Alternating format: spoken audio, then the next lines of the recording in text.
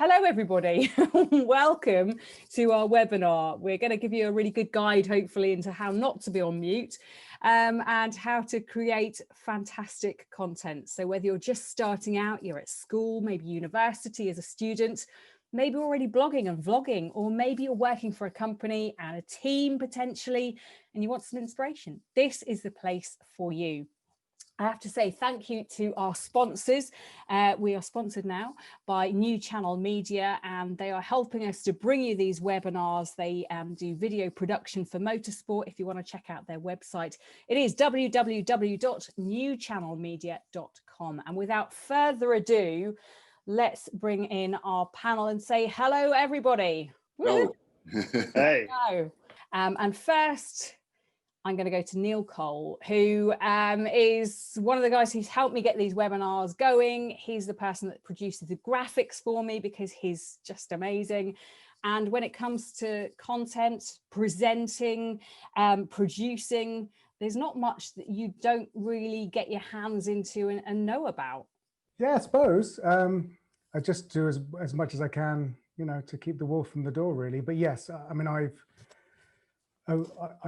work across sort of traditional broadcast, sports and motorsport media, but also sort of 50-50 with digital space and social media and content creation and, you know, written word, graphics, filming, every aspect of it really I've covered. And I think I was filming YouTube content before the word vlog had been invented. So I'm a kind of I've sort of been around the block a few times.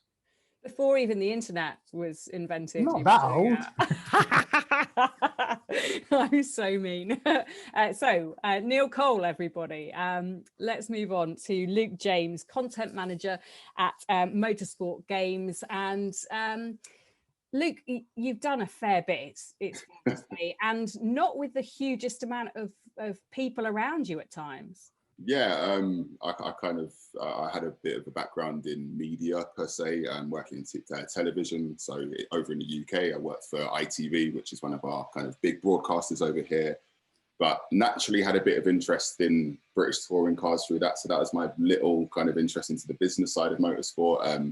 I applied for a job which said, do you like sport? Do you like social media? And I ended up with the FIA World Rallycross Championship for 3.5 years. So yeah, it's been a bit of a journey since then, hopping for a few championships, but it's been the best time and the best time of my life so far by far. That's mega. Okay, we'll find out a little bit more about your path in and how you did it in just a few moments' time.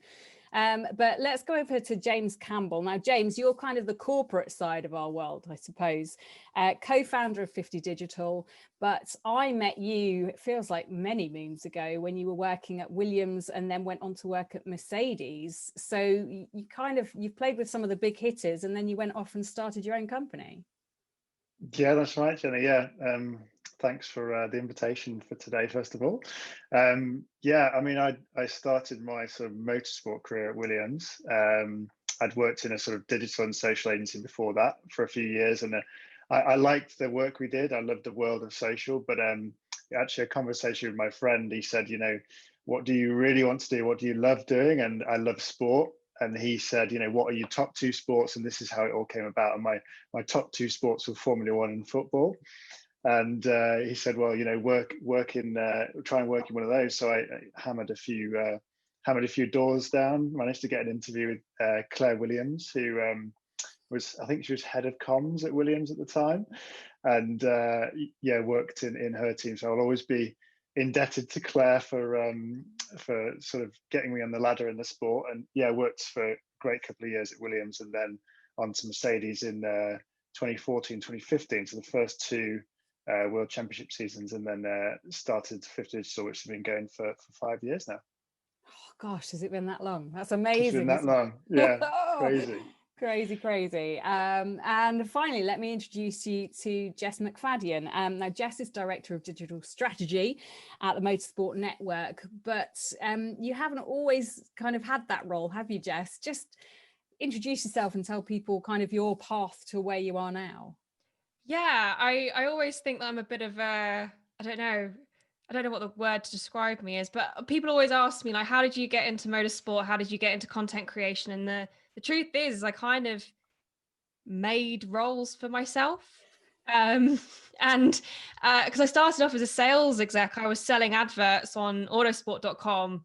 And then essentially just went, well, actually, do you know what? Social media is kind of kicking off, and motorsport's not doing anything in social media at the time that I was at Autosport. And just thought, got to chase what you believe in and what you're passionate about. So I ended up leaving what at the time for me was like my dream job. I'd always wanted to work for Autosport. It was like, the be all and end all for Motorsport Media at the time. And it's been around for 70 years. It's one of those big brands that you dream of working for. And I gave it all up to go work for this startup company, Car Throttle, that was all cars and autos, which was quite nice, but it wasn't motorsport. But it ended up leading me into eventually working with WTF1, which at the time was my absolute favorite social media page in motorsport. And I ended up heading it up in the end and running it for 3 years and kind of establishing it as the kind of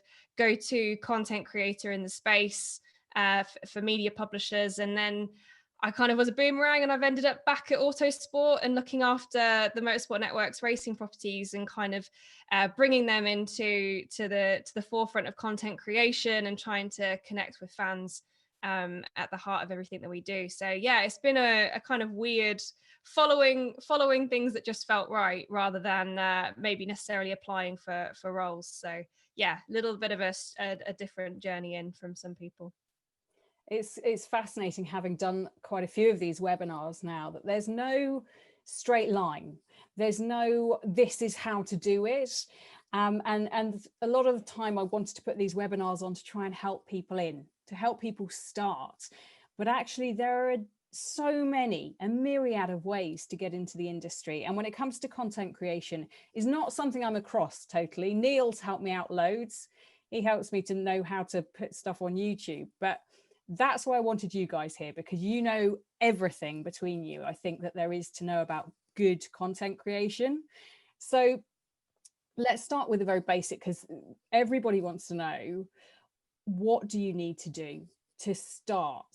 Do you need to go to university? Do you need to be blogging and vlogging straight away? What would be your start off advice for someone who says, okay, I love motorsport and I want to do content? How do I begin?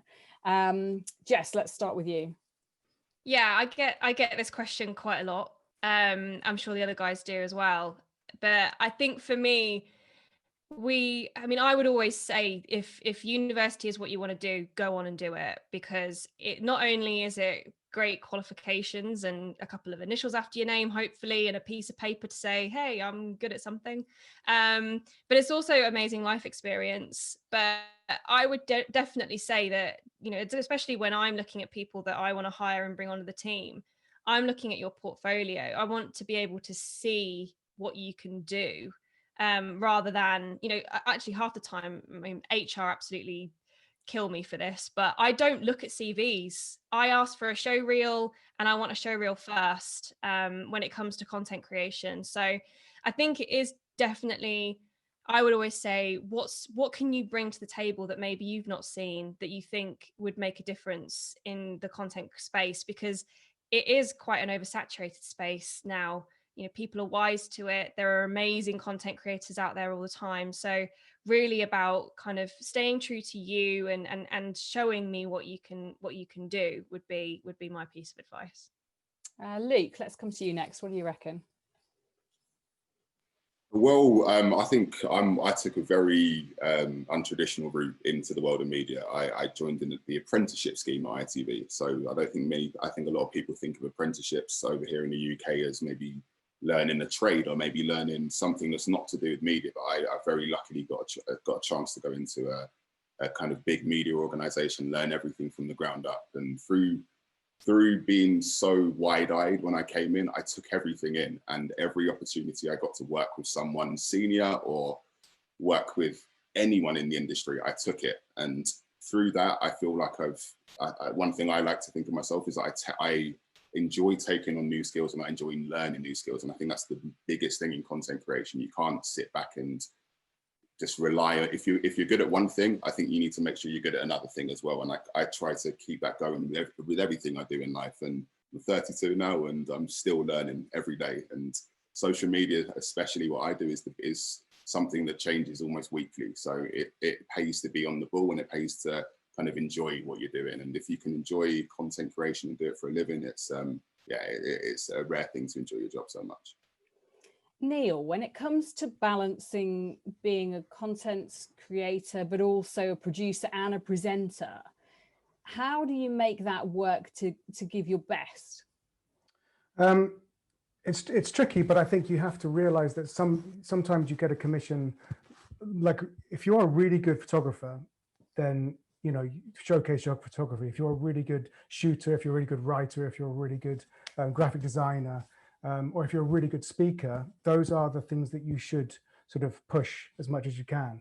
And the world that I work in a lot is I'm in a lot of meetings where different people use their skill set in the bigger picture to the sort of social media push of a big company. There's a lot of money. So there's a sort of point at which, as a social media or a content creator, you have to do a bit of everything. So you're shooting it, you're editing it, you're producing it, you're syndicating it, you're formatting it for 9:16, 1:1, all those things you have to do to all your content.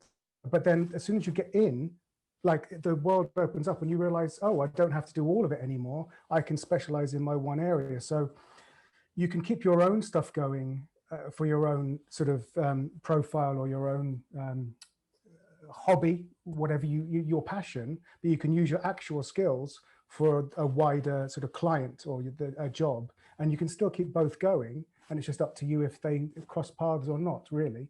But that's one thing that's really key, is that whatever your passion is or your skill set, don't feel like you have to be able to do all of it, because as long as you focus, like if you're an amazing photographer, one of the biggest educations I had in the last couple of years, so I worked with Ken Block within the Hoonigan media machine, and that's an incredible place to be, because arguably they set the standard really high, really early, with how to use non-traditional media to sell a brand, and they did it brilliantly, and they continue to do it brilliantly with all their millions of subscribers and hits for Gymkhana videos.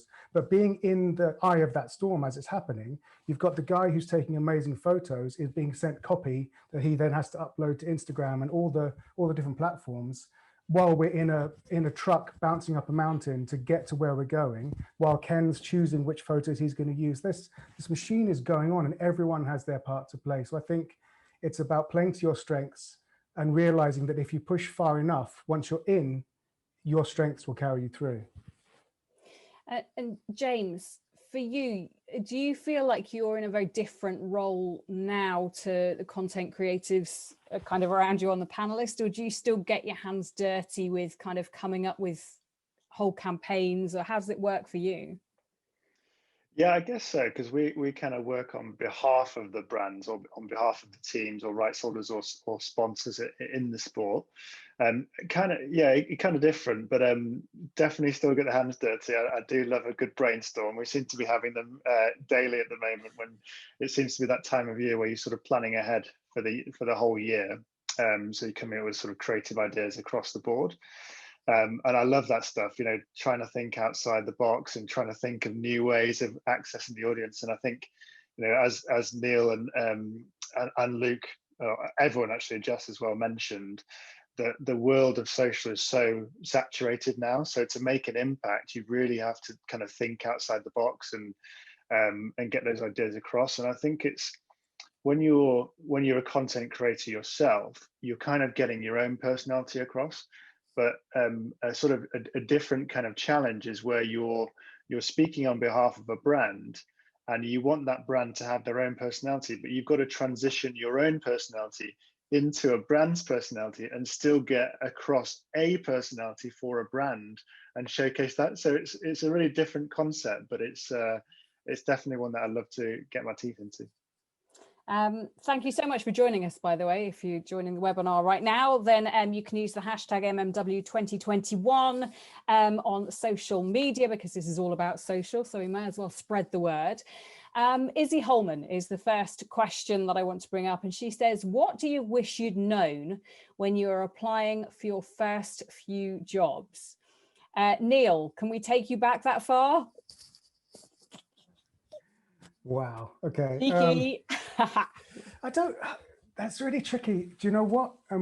We've talked about everyone's unorthodox routes into this. I can't remember applying for jobs. I think I really, you know, the beginnings of my career were in front of the camera, so it was about going for auditions or, you know, sending in a VHS showreel, or turning up for a screen test, or, you know, having an interview. But often that was done through an agent, and all the other work I've done has just kind of snowballed from that. So I really don't know. But so I'm the wrong person to ask. Fair enough, but Luke's going, I can do this one. I think the big thing for me is set your goals on something, but always look at the bigger picture. For me, you could be an F1 fan your whole life, but don't look at F1 as the only goal and the only thing that's going to bring a positive result out of something. There's so many routes into motorsport and ways to get into motorsport, and that's through joining a team in a lower series, maybe going abroad for a year to work with someone. There's so many different options to just get a foot into the industry. And I think that's something I wish I knew years back, is do anything you can to get a foot in the industry. Because the one thing I've learned is you can travel anywhere in motorsport and you'll continually meet the same people. And that's because it becomes almost like this club. I've flown to Hong Kong for Formula E for my first ever race and bumped into Neil, who I was working with in World Rallycross. And it is that type of small world where you do bump into people all the time, and it's because it is such a tight-knit community. And once you're in, I do mean it, you'll be part of that industry for a long time if you put your hard work in. It's interesting, Luke, because Cassidy also asked a question saying, and I have had a lot of questions like this, which is, if you're in a country that isn't Britain or America or doesn't have a huge heritage of motorsport, how can you try and make opportunities? Are you always going to have to move to the UK, or are there opportunities wherever you are? And this comes up, as I said, repeatedly. Luke, let's come to you first. I mean, what would you say? I mean, we hear your advice for people. What could you give people on that? It's like I've been lucky enough to meet drivers from Jamaica. I've been lucky enough to meet drivers from Kenya, but along with that becomes a media team. There's always going to be a way to, if you're dedicated enough and you really want this, find a driver and contact him on Twitter and say, is there anything I can do for you in terms of social media? That again is a route into the industry. And for me, that's the one thing I'd stress enough is just get that foot into the motorsport world, and those doors will continue to open. I think Luke's just given me the answer to the previous question that I should have said, Jenny, which is that the one thing I would say to my younger self is ask the question, contact the person. For goodness sake, just get used to it being ignored or being rejected. It doesn't matter. It's not you personally. People are busy. I wish I'd sent a lot of letters, or emails or tweets, or, you know, there's no harm in asking. As Luke said, so many really good media relationships have been generated by someone sending a speculative message which catches the eye at the right time, and someone goes, oh, actually I could do with a photographic assistant or someone to write my press releases for me. Let's try this kid out. And that's your way in. So that would probably be, just be bold. Don't be scared of rejection.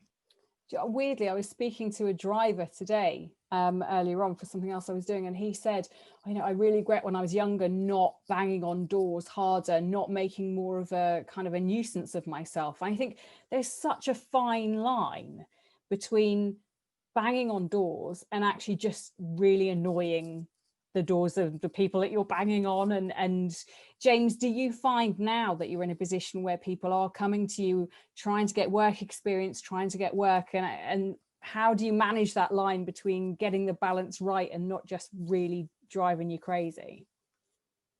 Yeah, no, we do get a lot of approaches, but I love that. I love anyone who approaches. It's kind of it's flattering, and I think that I wouldn't worry about anyone being annoyed or offended by banging on the door. I think most people would find it sort of complimentary and wouldn't get annoyed by it. I think the only thing that that potentially might annoy someone is if the response, or if the approach wasn't personalized. So I think that's I think I've answered.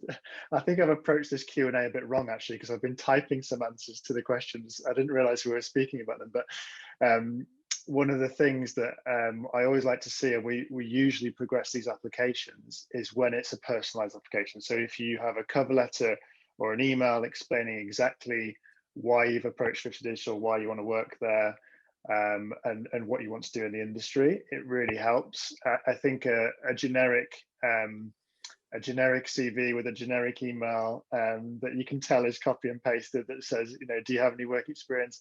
It's a bit more difficult because it shows that you're not as passionate. So I think just showing that passion and showing that sort of that will to do it is really good. And I think, as the guys have touched on, one of the difficult things I remember when you're first starting out is that most jobs you apply for, they say, we need you to have experience. And how are you supposed to have experience if you don't have experience? It's a really difficult challenge. So the one thing I would say on that is try and get as much work experience as possible.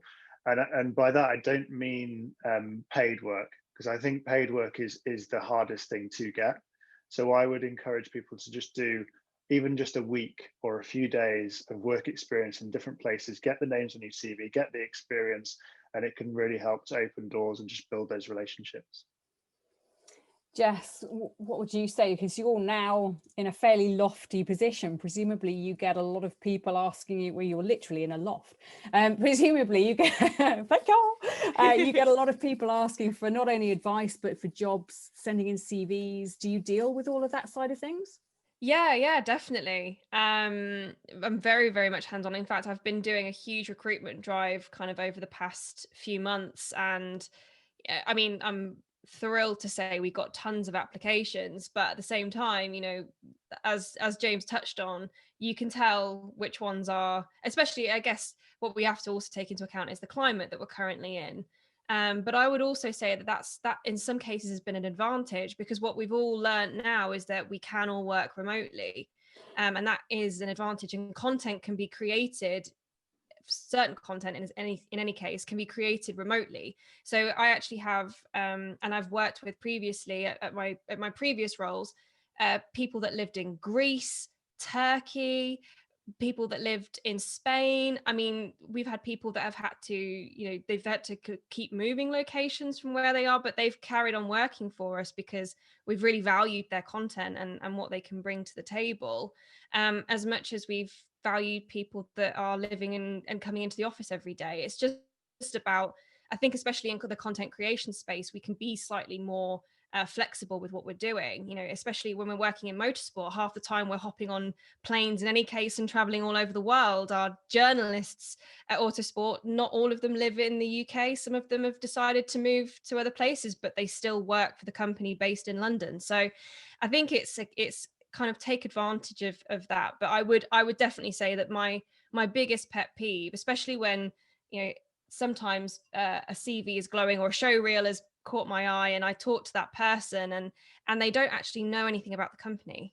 They don't know what content we create. They can't name a YouTube series or a YouTube video that we've done in the past 2 weeks. And that to me is just like, I won't take you a step further. I'll probably stop the interview right there and then if you can't name something that we do, because it just to me says that you maybe like the idea of it, but you don't actually understand what we do and how you could fit.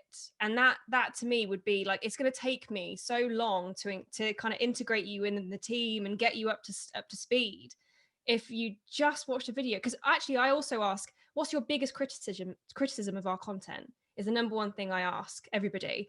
And obviously like it tends to put people on the back foot a little bit, because they're like, oh my God, is this a test? If I say something nasty, is she going to stop the interview?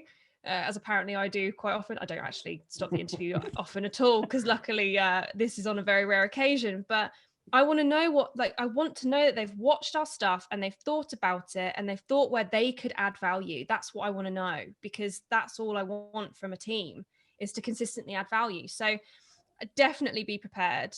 But again, and back yourself. I think it kind of, that's also connected to what everybody has been saying on the panel so far. It's I've got to where I am because I've backed myself and I've believed that I've got something to offer and I've been able to then prove it. So I think that is really, really important. But again, just don't give up, because I also have so many people that either DM me on Twitter or Instagram, or they email me, and it might not be that I have a role for them right now, but I actually remember those people that have decided to contact me.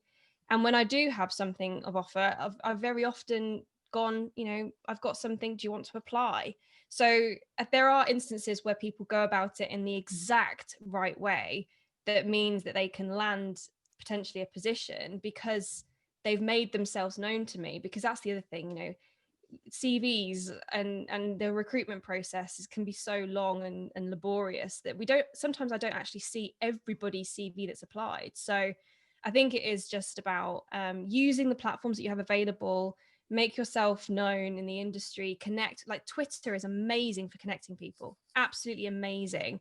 And there's been so many times I've actually gone to Twitter to look through and see, right, who's a good content creator right now? Could they potentially be somebody that I would want to speak to in the future? So yeah, just do it. I think, not to steal Nike's slogan, but definitely just do it. Just go for it. James.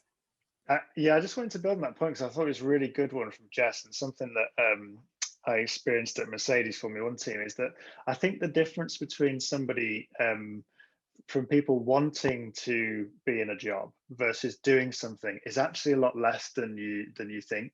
So as an example, when I was at Mercedes Formula One, you get a lot of people approaching you, a lot of people asking what you do at the team. And when you describe your job, sometimes people think it's just, the most incredible job ever. You're traveling the world, and it is incredible. You're traveling the world, creating content, going to F1 races. It is incredible.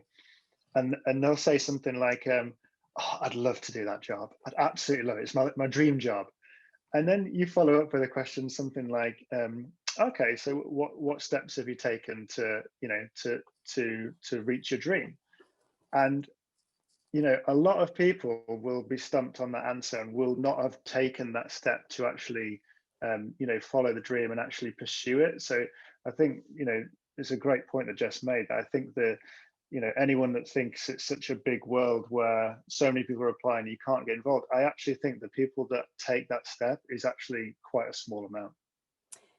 Which brings us nicely on to, I hope I pronounce this right, and I apologize if I haven't, but Ellie Rodriguez has been in touch saying, how do I even start if I don't have any work experience? I just graduated and I don't know how to begin from here. And I think it is difficult when you're making the transition from being at school or university and trying to step out into the big wide world, especially with COVID. It's not like you can physically go and bang on doors. You can't meet new people. You can't network in the same way. Hence why we're putting this webinar on, so you can try and do some networking. But I mean, how do you begin, Luke? What would be your advice? I think it depends what side of the industry you're trying to get into. I think if we're talking about content creation and media, there's so many platforms at the minute which are kind of fan run, purely made out of passion. So it's people who are doing journalism purely because they want to get into the industry, and B, because they enjoy motorsport and want to write about it. I've got a good friend, Dominic, who I was very, very happy to actually give him a paid job when we were looking for a writer for a series I was working for in 2019. And for me to see his journey from someone who was a co-founder of a site called The Checkered Flag, which is kind of up there now with, I'd say, one of the best kind of fan journalism sites. And very good name, I'd suggest. It's good. That does what it says on the tin. And he's now a paid writer for Dirtfish. He's now a paid writer he was on the Autosport Academy. I think it's all about making your own luck there. And I think he learned his craft just through writing and writing and writing. He got seen by the right people, and that's turned into a paid career for him. And he's very lucky. He gets to travel the world to various events now as a paid journalist, and I see that joy on his face. He took a different journey to me, but it's just as exciting for me to see a friend take that journey. And I'd say the same thing to anyone. Just look for every opportunity. If it's writing you want to get into, look for any way you can write, anyone you can write for. If it's photography you want to get into, just get to as many race events as you can, meet as many photographers as you can, and just, again, it's finding those routes into the industry. Neil. Excuse me, I don't know if you noticed, but I had a little sneezing fit in the middle We of that. noticed, don't I'm worry. kind of not allergic to Luke's answer there. Did you want us to all say bless you? No, it's fine. Fine. Bless Okay. you. But thanks. Oh, it's lovely and warm. As we're all separated, that's a really lovely moment. I think, just to echo all of that, just do it. If you've graduated, whatever you graduated in, like my A-levels, at university, I studied English and French literature, and one of my A-levels was geography. I travel the world and I write, and I sometimes interview French drivers. I use the skills, whatever they were, that I had in my education. But at the same time, I moved on. If you've got a phone, you can take pictures, you can make videos, you can post stuff on YouTube. If people get in touch with me and they say, how do I get into this industry? The first thing I do is I search for them on Twitter, and I search for them on Instagram, and I search for them on YouTube. Now, it's not just because I'm a natural stalker. It's because I want to go, have they actually bothered to make a start? Have they actually thought about, I can just do this? Because the secret is, as you said before, just do it, just start. And you might find, I thought I was going to be a writer, but actually I'm a natural talker, so I'm going to make a podcast, or I'm going to write and there's a lot of questions in the chat, which is really good, about I'm in India, or I'm somewhere where there doesn't seem to be a big groundswell of support for this sport. Well, then you've got a niche. You be the person who's got your own voice as a fan from that part of the world, speaking about your experience as that person. That's your in. But if you're not a natural talker on camera, that's fine. You know, write a blog, or just have an opinion on social media. Don't be an asshole, if you'll pardon my language, but have an opinion, stand out from the crowd, but just start. There is no barrier to just doing what you want to do, and then just keep doing it, and then start knocking on doors, and just have a profile online that people will notice. Yes. Just to add to that as well, I think one thing, and then maybe this is circling right back to when like the question at the very beginning about what I wish I'd knew. Don't be upset if you don't make it first time. I think, I like I said, when I got out of university, I went into sales. I did an English lit degree and I went into sales, but I went into sales in a media company. So I wanted to be surrounded by people that worked in media. I had no experience, and I knew that there was a lot of recruitment around salespeople. So I went there because I thought, well, you never know what happens, and I'll at least have a job, and I can start talking to the right people, and maybe I can show, actually, I've got some other skills as well that maybe somebody else would be interested in. But I think, I think it is the nature of social media now, and the fact that we are exposed to so many people that seem to have overnight success. Bollocks. It's not overnight. It takes a lot of work and a lot of failure. And one of the biggest things that I actually got told this last year is failure shouldn't be negative. Failure is feedback. Failure just means maybe don't try that again, try something else. But there is a lot of that instant gratification going on at the moment, where you think, if you tweet, you should get 1,000 likes and everyone should love you and you should get a job wherever you want. But it took, like, I guess my personal experience, I was in sales for a long time and I hated it. But it gave me such a good grounding in understanding the commercials of media. What is that? Why is that important? Why would that maybe help me to get a future job with that understanding? Or, working with, I guess similarly to James, when you're working with brands and creating content for them, it's like understanding, okay, well, how does this all fit in with your audience? And then what you need to do from an organic versus a paid perspective. And it gives you such a breadth of understanding. But it took a long time for me to get to that point, especially straight out of university. I was nowhere near it. So I would say, like, keep going. And even if you aren't an overnight success, you can still build enough that eventually someone will see you and go, that kid's got it, and give you a chance. Hopefully would be the aim. But don't be afraid of failure. I think that's the nugget of wisdom so far. That's failure as feedback. That's brilliant. Love it. Should we do I wish I could claim that. I wish I could claim that for my own, but I did not write that. I'm not worldly enough to be writing that kind of cliche, but you can have it. I wish I knew who said it. I can't remember. Probably someone from Mercedes. They say that sort of stuff. Now, I want to get into the nitty-gritty of what you guys do and how you do it, because last time when we were doing the photography, webinar, one of the questions is, okay, what kits do I need? And you could start from an iPhone upwards, and you can spend as much as you want. So when it comes to kit, and let's start with Luke on this, what do people need to start creating content? I think Neil just touched on it previously. The phone, everyone has a phone in some way, shape or form. No matter how good your camera is, you've got a piece of content creating ability in your pocket everywhere you go. That's a start. I think a laptop's a very important thing for kind of editing, and I think that's a skill I'd kind of encourage everyone to do. Knowing how to edit your content down is so important, because nobody wants to watch a 20-minute video. If you can make that 20-minute video sharp and informative in 7 minutes, you're onto a winner. That's a great piece of advice. Over the years, it's been a mix of, because I've done a lot of kind of trackside stuff as well. So I rely on my phone for kind of Insta story videos, but I'm also attaching GoPros to cars. I'm got a drone operator somewhere on a racetrack. So the opportunities are endless there in terms of how big your dreams are in terms of what you want to do. But you don't need to go all out every time. I think some of the best content I've ever recorded is just a simple GoPro in someone's car, just capturing that raw reaction of a driver as he's hyping himself up for a race, or as he's had that disheartening moment as he's crashed out. It's not all about having the fanciest bit of kit. It can be the simplest bit of kit put in the right place at the right time, whether that's you holding it or you're strapping it onto a car that could get that piece of content which is going to go viral and get you the pat on the back from the bosses at the end of the day. I think it's hard at the moment because there is so much kit available, and it's easy to take a wrong path and end up with loads of kit that actually isn't that good. So just working out what the right thing is for you at that right time, Neil, is quite important.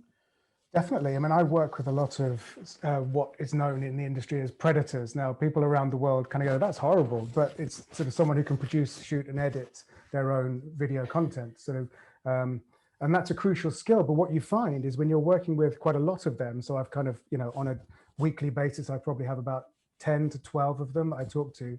They are constantly kind of going, what are you shooting on? Is it an FS7? I've got an Arri Alexa. You've got an Arri Alexa. What lens, what piece of glass have you got? Now, there's been a real passion in the last kind of 5 years or so for video content for social media to be extremely filmic and cinematic and beautiful sort of depth of field and lots of slow-mo and just looking so rich and all the textures. So naturally, these guys get a few jobs and they buy more kit, they get the best lens, they get the best camera, but then they find themselves with all this kit and they've outlaid loads of money and everyone's moved on to this other camera over here. And then suddenly the industry goes, actually, we just want really nice, organic, self-shot stuff. So we don't need your Arri Alexa or your Red camera or your Phantom or your amazing, or it moves to drones like it is at the moment, huge boom for drones. So don't think you need all the best kit. Yes, if you know what if you like what you see and you think I want to do something like that, then find out what that was used to create that. And as much as you can afford to, try and copy that tech-wise and learn from what you see. And that's a key piece of advice as well, is things that you like, that you know is connecting and engaging with an audience for a brand. Try and mimic that, see how you can create something like that, not professionally, but learn so that then you can show that you've got those skills to someone that requires it. So again, if anyone's watching this, either on a phone or a laptop, you have everything at the moment at your disposal that you need to start. Jess? Yeah, I'd say your phone. That's all you need. Genuinely is all you need. And just a good eye for things. But the most important part is authenticity. That is the most important part. Don't try and copy anyone. Don't try and be somebody that you feel like you ought to be you. And you probably have your first few videos, your first piece of content, no one will see it. But you'll start getting into a groove. You'll start finding, like, one of my favorite things to do is to find really big content creators and find their first ever video. It is genuinely one of the best things that you can do, because you'll see, oh my God, how awkward. Oh God, that's not shot nicely. Oh, that edit was a bit rough, and you'll understand the process, because I think that's getting to a bit what I was talking about before in terms of we only see these big content creators like once they've found their flow, once they've found their niche. but there's so much experimentation going, and I genuinely don't think you need, especially when you're starting out, you don't need anything more than a phone. And there's so many great apps that you can get that can edit content. You know, you can get Lightroom on your phone, so you can make your Instagram pictures amazing. You can put presets on them that make everything look really high quality.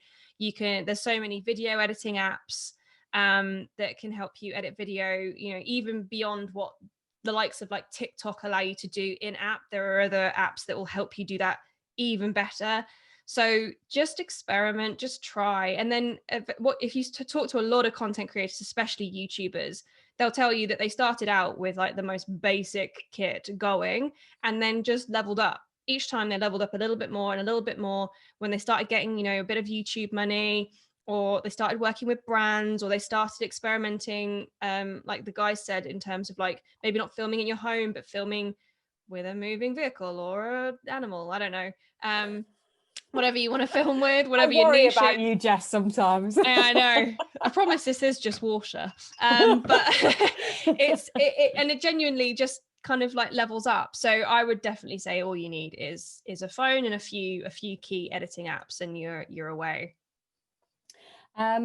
Cassidy has been in touch on the Q&A. Please do get your questions in. I know we're going to run out of time, but I will send all of the questions to the guys after this, and they will have their homework to do.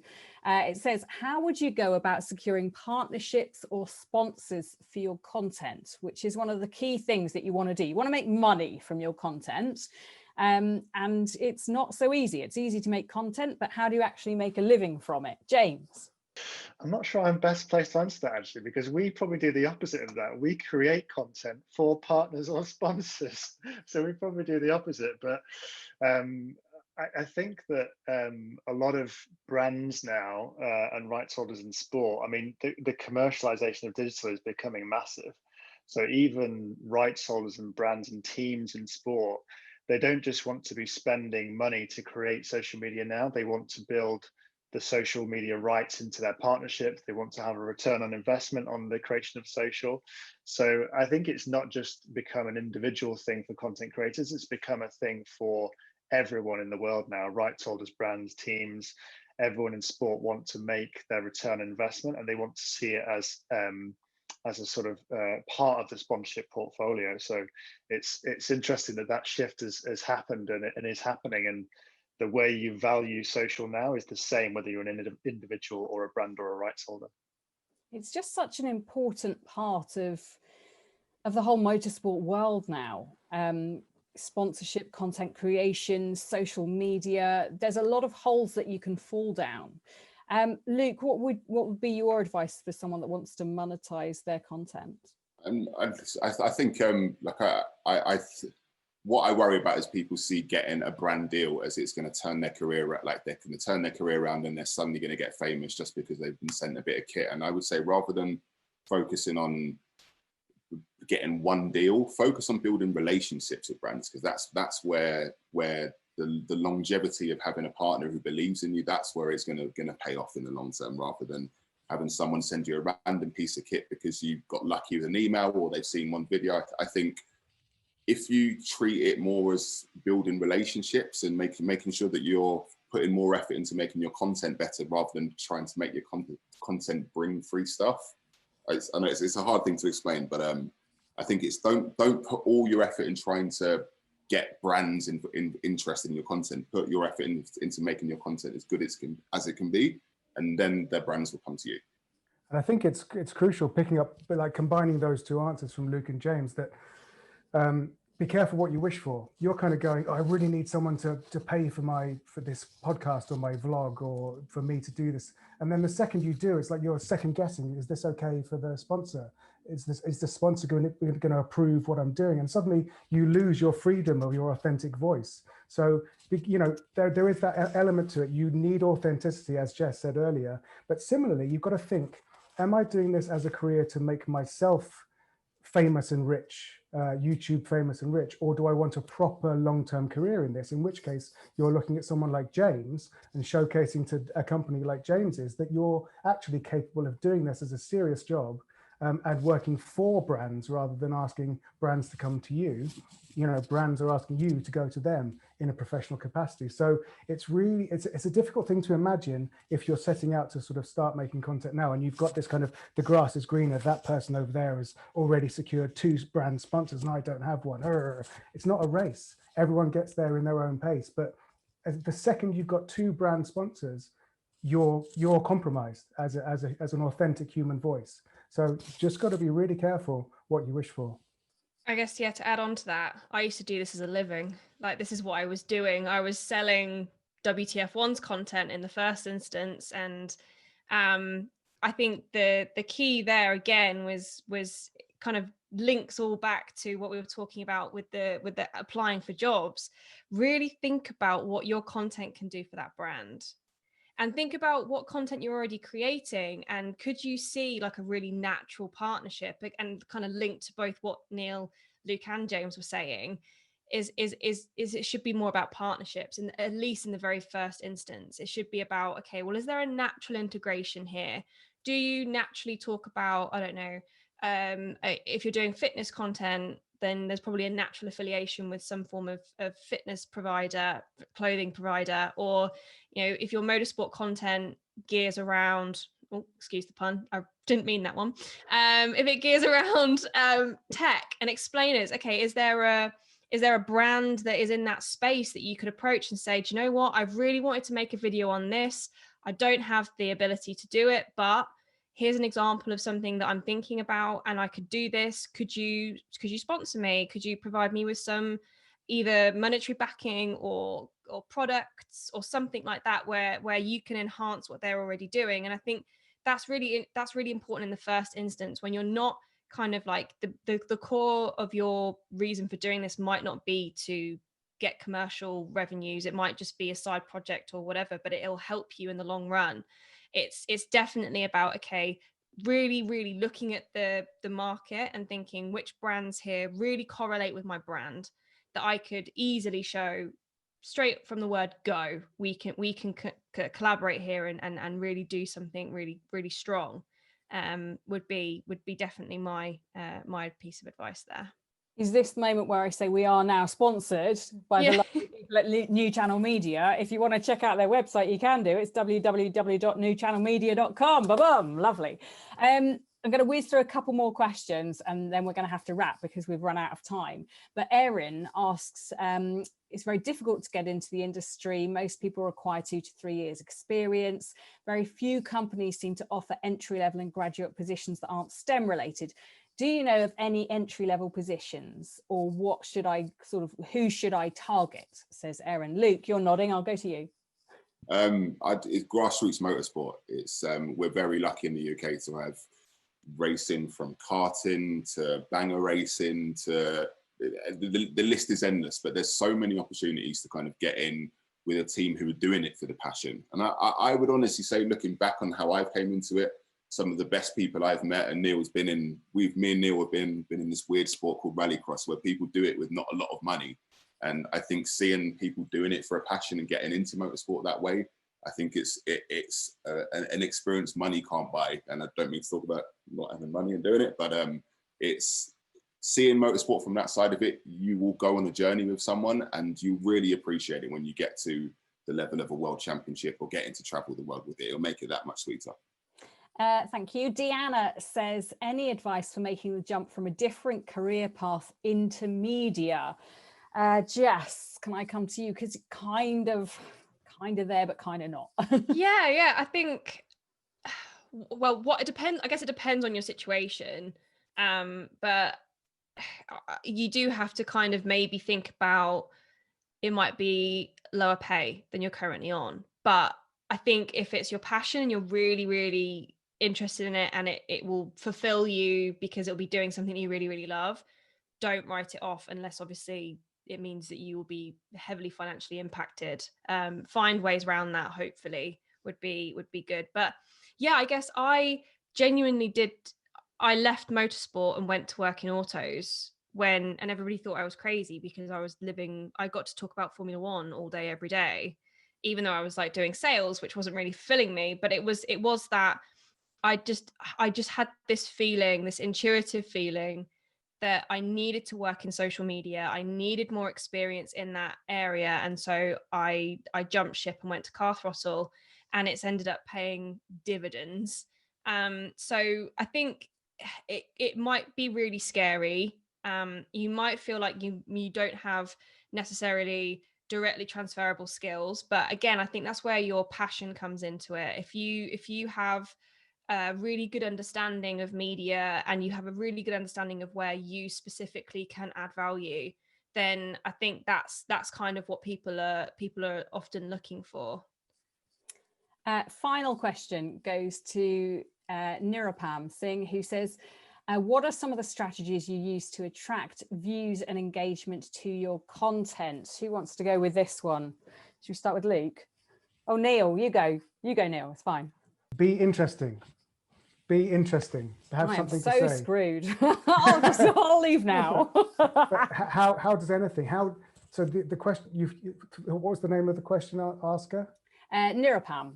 So Nirupam, ask yourself this question: what content attracts your attention when you're doom scrolling? When you're looking, what do you stop on? Oh, that. You're like, no offense, you're like 10 million other people who have seen that and gone, that's interesting content. So the reason that you stopped on that is because it's attracted your attention. Think why that's attracted your attention, and then try and do that. Do something that suits you. As Jess said earlier, don't copy other people. Don't try and be someone else. Be yourself, because even though you can't see it, you have your own USP. You are unique. So believe that, even if you feel pretty flat and, you know, not very exciting and nervous about the world, something about you is different to every other human being on this planet. Be interesting, be yourself, but also learn from what other people do that makes them stand out, and stand out. My biggest bugbear is content for content's sake. Doesn't work. Don't, like, just because you've got a picture of something that you think people should be interested in, don't think that just means you're going to get a ton of likes, because that's not how it works. And we've kind of talked about how the market's really saturated. There's a lot of people posting a lot of content. So you've got to think, what does this piece of content mean to somebody else? Not even just to yourself. What does it mean to somebody else? What kind of, is it going to make people laugh? Is it going to make people feel nostalgic? Is it going to make people feel like, what kind of emotion do you want to evoke? Do you want somebody to share it with their best mate and go, look at this is brill. Like, isn't this us? Like, that's why so many of those really large social media brands are doing so well, because they're sharing relatable content that everybody just sends to their best mate and goes, this is us. Or something twigs in their brain and they go, this is content I need. But also remember that everybody's attention spans are about as big as a goldfish. So don't leave your most important point at the minute mark.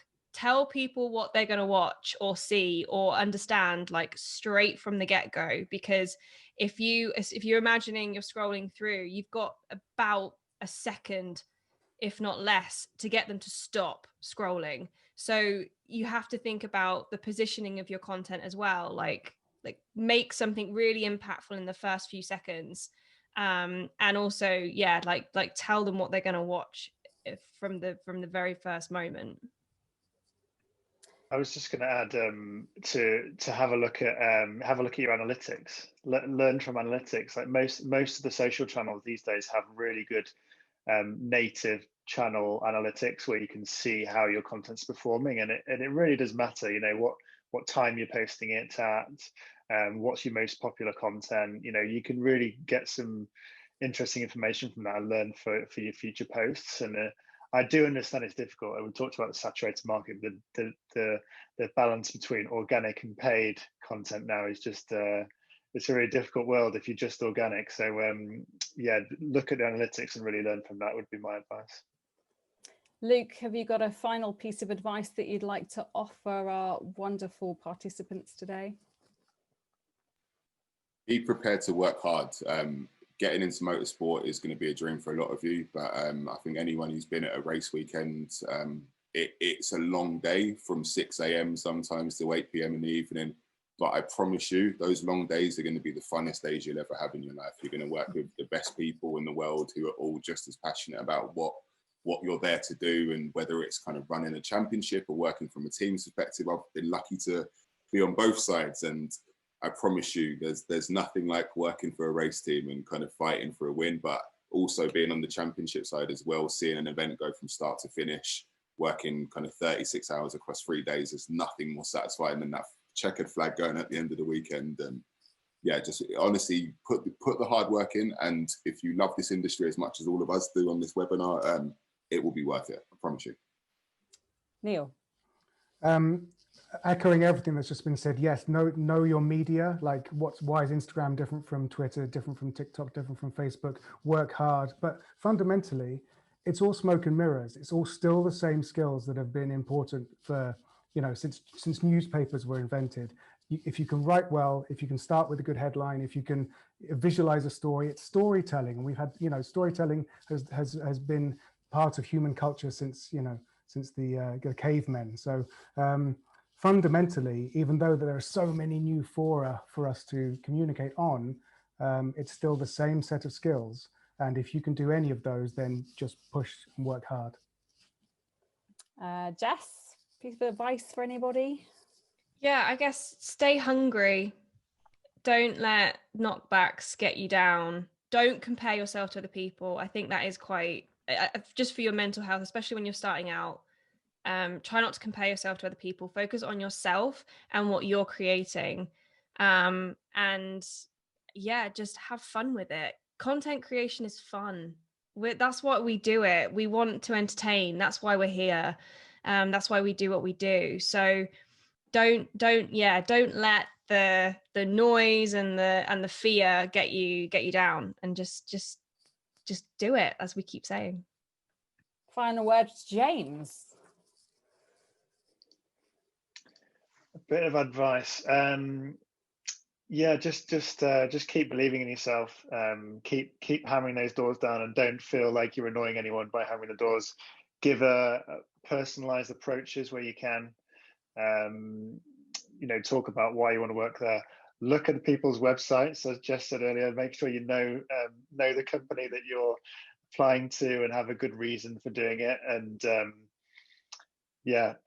I'll use a Lewis Hamilton cliche since it's motorsport, but never give up. Right? That's probably a good one. It's a very good one. It is a really tough industry, but as everybody has said, it's a really rewarding industry once you finally make it. So keep on trying. Do not give up, and do not take no for an answer. I've definitely learned that along the way. Thank you so much to everybody. We've gone way over time. As Jess said, hopefully within the first minute of this webinar on YouTube, we nailed it, and you've stayed for the whole almost hour. Anyway, thank you so much to Neil, to Jess, to Luke, to James. Thank you to you for watching as well. Thank you to our sponsors, New Channel Media, video productions for motorsport. Check out their website as well. And stay safe, stay well, and we'll see you all soon. Bye-bye. Yeah.